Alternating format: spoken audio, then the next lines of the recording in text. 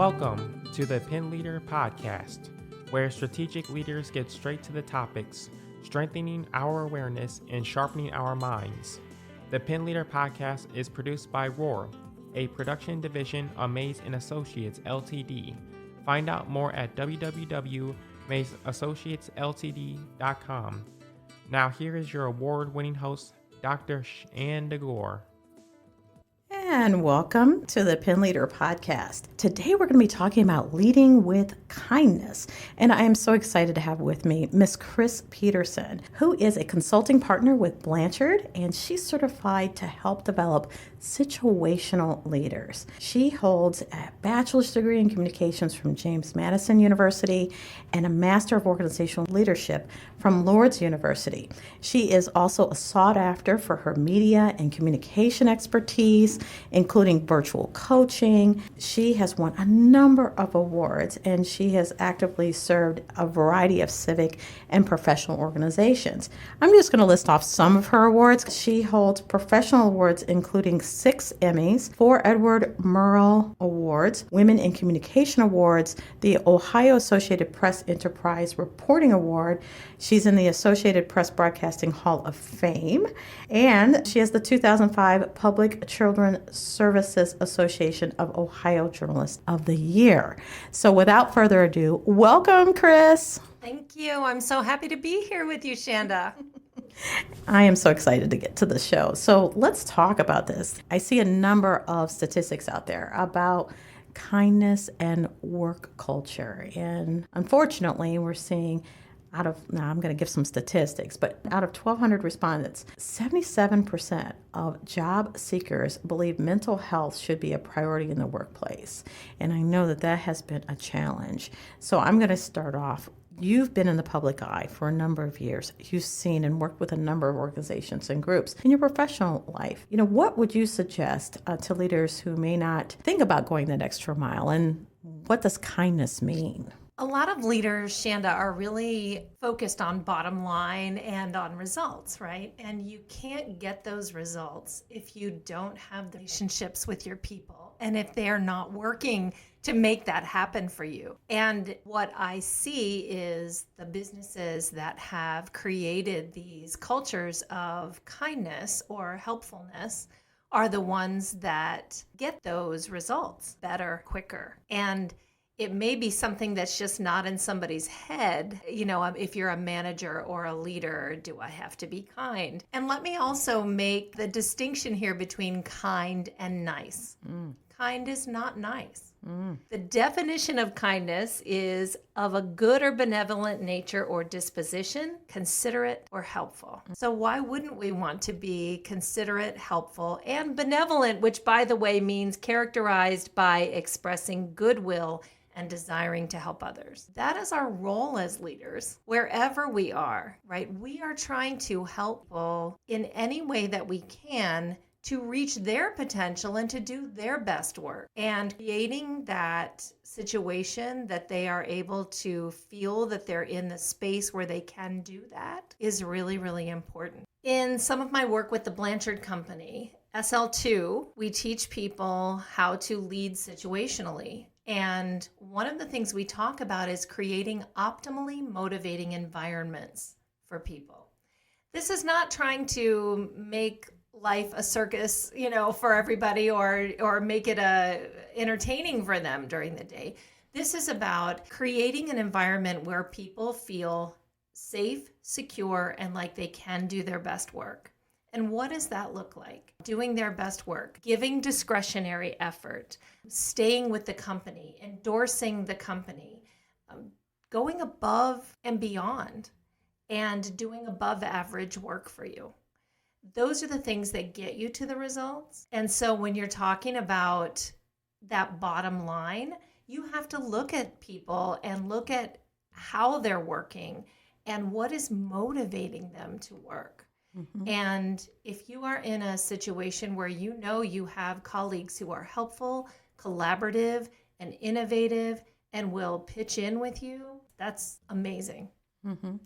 I agree with you. I think there's a number of situations that really can drive either in a positive or in a negative culture building. In our firm, we talk about culture building and what positive culture building is, and kindness and care is at the root of that. And I know when we talk about, with Pin Leader, we talk about those 3 different levels of that.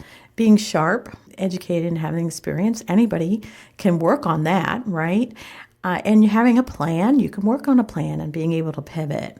But that strength, the strength of character, there's that component of care and kindness that's part of that too. And people know when they're not being treated well. Right. And when it's genuine, I think a lot of people can tell when it's genuine. Can you give some pointers on like what kindness would look like in a workplace, or maybe, because this is a season right now of giving, what are some suggestions or examples? I think one thing that is really easy to do is give compliments, right? People are working really hard in most cases, and to be recognized for that work is really important. And that takes no effort, no money on your part as a leader to be able to recognize and praise people. But it has to be specific. You can't just say, great job. You need to say, when you helped out so-and-so the other day and helped them to be able to understand this process that we go through, it really made a huge difference to our team. And I want to thank you for that, right? You want them to know, what is that specific behavior? I am seeing it as the leader. And so I want them to know that I'm seeing it and that I understand exactly what they're doing, not just great job. Mm-hmm. So I think that specific thing and actively noticing is really important. The other thing is to create avenues for people to help each other and praise each other. And this can be done in meetings, or you could have a kindness jar or praise jar that you just keep on your desk and let people add to it when people help them out, or when they notice really amazing things that are happening. When I worked at the TV station, my co-anchor Jerry and I used to do prize night on Thursday nights. And all week long, from the last Thursday to the next Thursday, we would collect compliments and praisings from our colleagues. We didn't pick them. People were giving us the nominations. So people would nominate people for prize night. And we would have a silly prize. It might be, I might be at Home Goods and see a chicken statue or something, and that would be the prize for the night. But the point of the matter was they were being recognized by their colleagues for going above and beyond or helping them out or doing something amazing. And I can't tell you how people looked forward to it. Nobody left early. We were doing the 11 o'clock news, right? So it's 11:45 before we're even starting prize night. Nobody left early. Everybody's still standing there because they want to hear what people have been doing, and maybe it's me this week, So that is really helpful as well. So creating those avenues for people, for colleagues to be able to praise each other, I think is really helpful. Offering to help yourself. If you know somebody is struggling, and it can be even personally struggling, because we talk about work-life balance. I really say it's work-life integration. We bring our whole selves to work and we take our whole selves home. So work and home are both places. And if you are caring for an aging parent, a sick child, having financial difficulties, having health issues, or someone else in your family is having health issues, going through a divorce, your house burns down, all of those things are things that are going to infiltrate your workspace. And to understand when people are struggling, to just ask, how can I help? What are you working on currently that I might be able to help you with? What a great question. Maybe there's nothing you can do, but for you to offer that offering of kindness, I think is so important for people, and really may be the one thing that gets them through that day in a very difficult situation. And this is especially if there are mistakes made in work as well. Mm-hmm. If there are missteps, you want to make sure that they know that you're there to help and give them the direction or support that they need in that space. Listening is huge. You have to listen to learn to people and from people. Understanding that sometimes you have to come out from behind the desk and just sit in a chair across from somebody, make sure that there aren't distractions, that you really are focused and they have your entire attention. There may not be anything you can do to help them solve their problem or their issue or their concern. You may not agree with what they're telling you as a leader, but being heard is super important for people. And when they know that you have taken the time to hear their point of view and to listen to what they're going through or what their problems or struggles are, then that's half the battle. It's just nice to know that somebody is there to listen. And then the final thing that I will say is feedback in the workplace. Even redirecting feedback is kind. You don't want to go to work and work your hardest 8 or 9 or 10 hours in a day, and you're walking out the door and your boss is cursing you in his or her office because you're not doing what they have asked you to do. You think you're doing it. We don't want people not thinking that we're good, hard workers and that we're skilled and talented at what we do. I would never want somebody to think that about me. We don't want that. So to help people understand when they need to be redirected, you're doing a great job to this point, and then we're kind of getting lost in the weeds here. So let's try to come up with some strategies to help you move forward and feel really good about what you're doing and get the results that we're looking for. But that has to be delivered with kindness.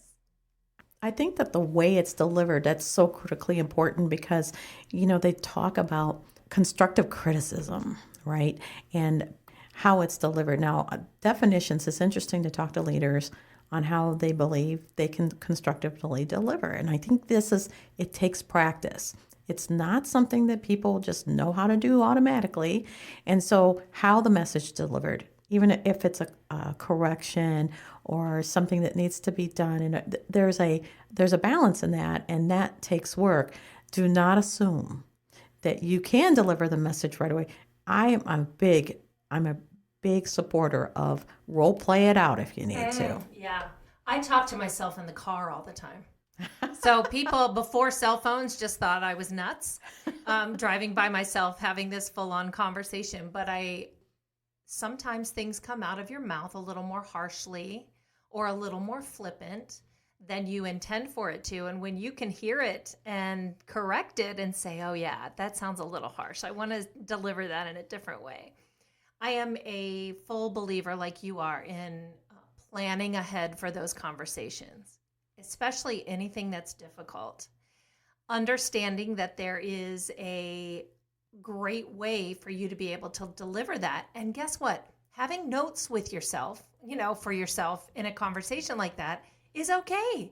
When you come to a conversation with someone to give feedback or any kind of conversation really, and you have notes, that says to the other person, wow, they prepared for this. They must really care about me, about this conversation, about this outcome. And that makes the person feel valued because you've spent time on it. So preparing is a huge part of it. Also, making sure it's a good time for the person to hear the conversation. We can't always plan that as leaders or understand if it is a good time, but especially if it's a really difficult situation or a conversation that you're having, just make sure the person's in a space where they can hear it. So I'm going to piggyback on that because I can't say enough how messages have gotten skewed. And that whole piece on don't deliver when people are hungry or tired. Hungry or tired. And so you have the situation where they're... Or on deadline. Oh, yes. That's definitely not the time to do that. The other piece that I wanted to make sure to say is that you make a great point, even if it's not a one-on-one situation where an individual is sitting and getting prepared for a conversation one-on-one. But when even going into a meeting, I just had a conversation with a leader and they said, well, I'm not sure I should put an agenda together because I don't want people to think it's too formal. And I said to them, you know what? It would be kind of you and respectful of other people's time, depending on who you're pulling into the room, that if you do have an agenda so that they know they're going to be on topic, you're going to get through, and there's an end time. We've all been in meetings that we looked down at our watch and said, when is this going to get over? Because maybe the agenda wasn't there. And I think that's an act of kindness to show that you have put thought into what you're going to present and that you're going to sit in a meeting and you're going to get through that because it's kind to other people with their time. I also think it helps people to be able to contribute better in a meeting. To have an effective meeting, people need to know what you're talking about, because if you're going to ask them how they feel about something or they know a topic is going to be discussed, they better come to that meeting the way I run meetings. They better come with some problem solving or some ideas or, and know that I'm going to ask them, what do you think? Let me hear it, because I want to go around the table and I want to hear from people, why this will work, why it won't work. What are some of the obstacles we might see? What would be some of the benefits you see in doing this? And to get their true feedback in that conversation and to get their voice into that conversation, they need to be prepared too to come to the meeting, right? Mm-hmm. So that is kind. So with everything that you're doing, all the awards, accolades, I see you everywhere out and about, not only in the local area, but out and about nationally, doing great work. What are you reading and what are you watching? Oh my gosh. Well, anything Malcolm Gladwell does, I am a huge fan of his. But we have a lot of and I read a lot of the Ken Blanchard books as well, just because I love Ken. He is a wonderful human being, and I have really been excited to be affiliated with the Blanchard Company. His saying is, love is the answer. What is the question? And I think that is so appropriate for leaders to keep in mind, to keep that love, that care component at the forefront of everything they do, no matter what the question, right? That should be the answer that you are bringing to them. So I absolutely love that about him. Shanda, could you learn anything more about leadership from anywhere than watching Ted Lasso? Because that is a gem of a show. And I love to throw my little Ted Lasso-isms out at people too. Because I just think, when you think about kindness, he is the epitome of a kind leader. Mm-hmm. Mm-hmm. And he gets the results, right? So, for those that don't realize, Ted Lasso is a fictional character. Yeah. But it's really important to know that if you watch that show, you're going to pick up some tidbits. There are great leadership lessons in Ted. I've read lots of papers that people and articles people have written, right, just about leadership around that show. So yeah, if you get a chance to watch it, it's a great one.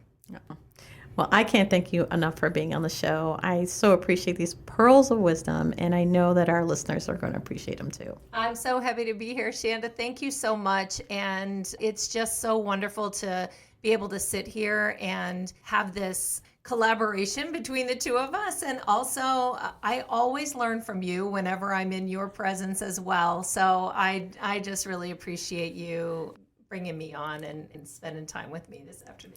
Oh, well, you humble me, and it is wonderful to have you on, and I know that the listeners appreciate it. And I'm going to say to the listeners that I so appreciate you sharing the show, liking the show, and really helping us promote the show. And, with everything going on, this is the season where people are so busy, and I appreciate the listeners that are learning more about the podcast. And we would welcome input from anyone from our audience at info@maysassociatesltd.com. And don't forget to sign up for, hopefully I'll make the book list for Chrys, but we'll have the Pen Leader Path that will be coming out in March of 2025. Make sure you sign up at www.maysassociatesltd.com. And as always, until next time. The Pen Leader Podcast is hosted by Dr. Shanda Gore and brought to you by Mays & Associates LTD. creating customized solutions for growth in the areas of leadership development, strategic planning, and culture building. Find out more at www.mazeassociatesltd.com. Don't forget to subscribe to the Pen Leader podcast and share with others.